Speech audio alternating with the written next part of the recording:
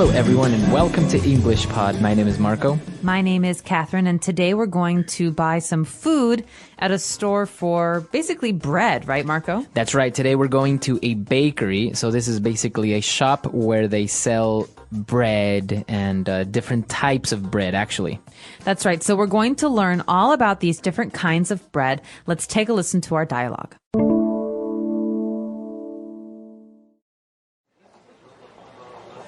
Welcome to Al's Bakery. What can I get you? Hi, let me get a dozen croissants, 4 blueberry muffins, and a loaf of sourdough bread. Sure.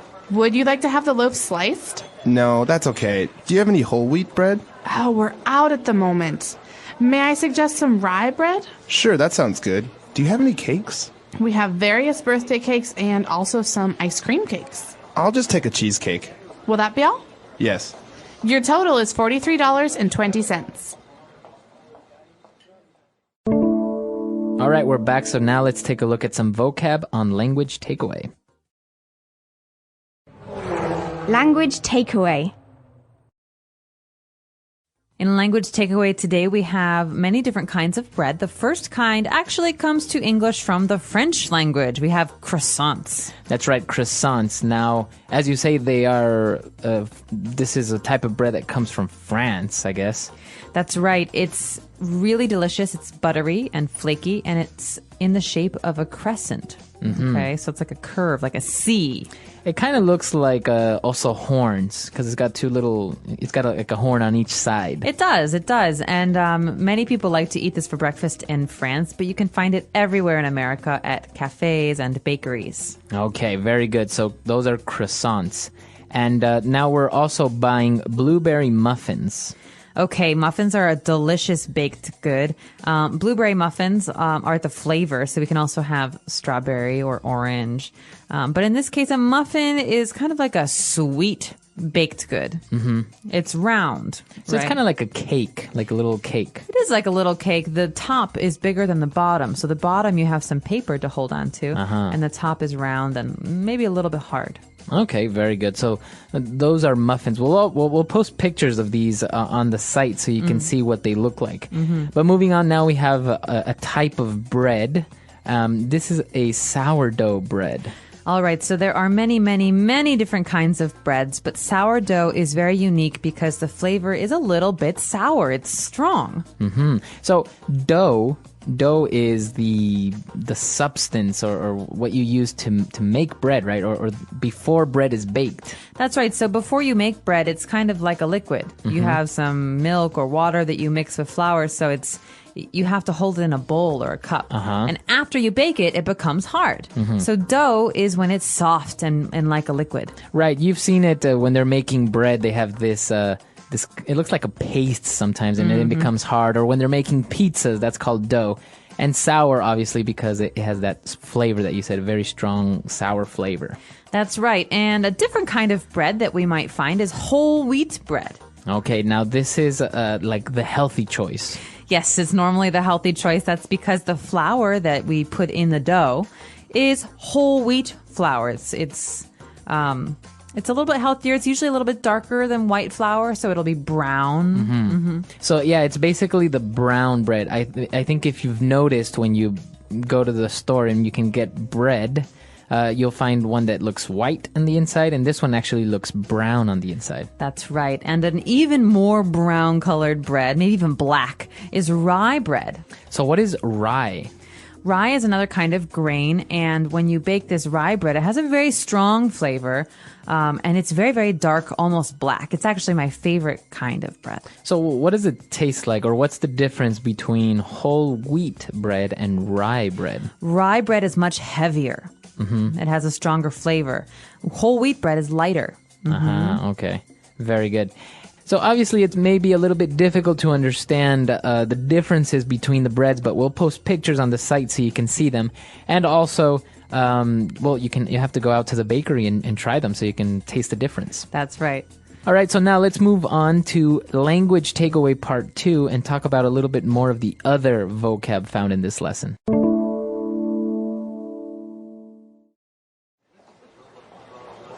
Welcome to Al's Bakery. What can I get you? Hi, let me get a dozen croissants, 4 blueberry muffins, and a loaf of sourdough bread. Sure.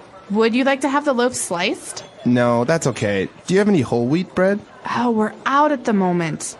May I suggest some rye bread? Sure, that sounds good. Do you have any cakes? We have various birthday cakes and also some ice cream cakes. I'll just take a cheesecake. Will that be all? Yes. Your total is $43.20. So when you want to go buy some bread or some baked goods, you have to know how to count those goods. So today we have a couple of words to help you count bread. The first one we have is dozen. That's right. So for croissants, as you can see, it's a countable noun. And so when you ask for a dozen croissants, you're asking for 12. That's right. So in English, the word dozen means 12. You can buy a dozen eggs, or in this case, a dozen blueberry muffins, maybe. Okay. So it's a very popular term, a dozen or a half a dozen. Sometimes people just buy 6. That's right. So half a dozen is 6. A whole dozen, just say dozen, is 12. You can also have something special called a baker's dozen. Yes, I've heard about this. What is a baker's dozen? Well, a baker's dozen is basically a present the baker gives you. So you buy 12, maybe 12 croissants, and the baker gives you one more. Wow, so you get 13. Yes, a baker's dozen is 13. But do you ask for a baker's dozen, or does the baker say, I'm going to give you the baker's dozen? I don't think I've ever asked for it. I think when I've bought bagels and they give me, I say I want a dozen bagels, they give me a baker's dozen. They give me 13. Okay. So when you're buying bread, now obviously you don't really buy a dozen sourdough breads. You buy a dozen loaves of sourdough bread. So the countable noun here is a loaf of bread. 1 loaf, 2 loaves. Now this is very interesting because in English we don't have that many counting words, measure words. Right. But for bread, we do actually have this special word. So you can say, I would like 2 loaves of sourdough bread. Okay, and a loaf, or loaves in the plural, what is it exactly? It's one big piece. So for example, you have maybe one little piece of bread. It's called a slice. That's what you eat. But when you buy the bread, you have many, many, many slices together. Before you cut the bread, that's called a loaf. Very good. So actually, this is the reason why the baker or the person attending the shop asked if he would like to have the loaf sliced. Would you like the loaf sliced? That means, would you like us to cut pieces of bread from this loaf? Because sliced bread is how you eat it. Right, exactly. You don't really take a whole loaf of bread and start eating it like that. like an animal. No, Right. you cut it into slices. And so sliced bread, we say is one option. You can also have unsliced, which means when you go home, you cut it yourself. So this is a very particular word as well, because you have the adjective to have sliced bread, right? You also have the verb to slice the bread. That means to cut it into slices. And of course, you have the noun slices of bread. So you have the individual pieces. So it can be a verb, an adjective, and a noun. That's right. So it can be a little confusing, but I recommend you all check out the website and practice a little bit in the comments section. All right, good. So let's take a listen to the dialogue one last time.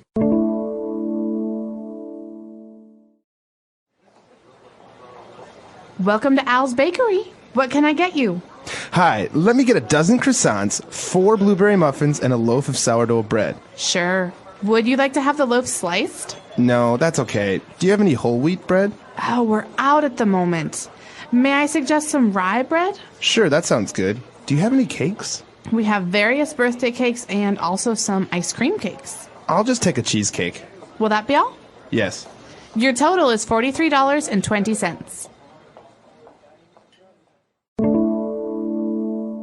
All right, so speaking about breads, now, there is some particular ingredients that we don't mention in the dialogue, obviously, but they're worth mentioning. What is the one main characteristic that most breads have? Yeast. Yeast, that's right. Y-E-A-S-T, yeast. And yeast is actually alive. It's an animal. It's like a bacteria. That's right. And so you wonder, why are some breads flat and why are some breads big, poofy, large? Well, yeast is why. That's Basically, right. you can't have a big poofy bread, a big, large, tall bread, unless you have this yeast. So yeast is what makes the bread rise. Yes. And we also mentioned flour, which is basically just a powder made out of some type of grain usually. Yeah, usually it's made out of wheat. Obviously, whole wheat is a little bit different from the white flour, which would be different processed wheat. But we also have different things that you can even have rice flour. Right, corn flour. Corn flour. So cornbread would be, of course, yellow because corn is yellow. Now, so you can hear that we say the word flower like a rose is a flower, but it's actually spelled different. Flour, flower. So there's two different things. There's flowers in your garden, and there's flour, Flour, which is something you can cook with. That's right. These are called homophones, so they basically have the same pronunciation, but very different spellings. And very different meanings. Exactly. So a very interesting lesson for us today. Go out, get some bread, try some of these if you have them available, but also come to the questions and comments section and tell us about maybe your local bread. I know that many countries around the world have very specific types of bread. That's right. Write some names down for us, send us your pictures, and we'll see you on the website. All right. Bye, guys. Bye.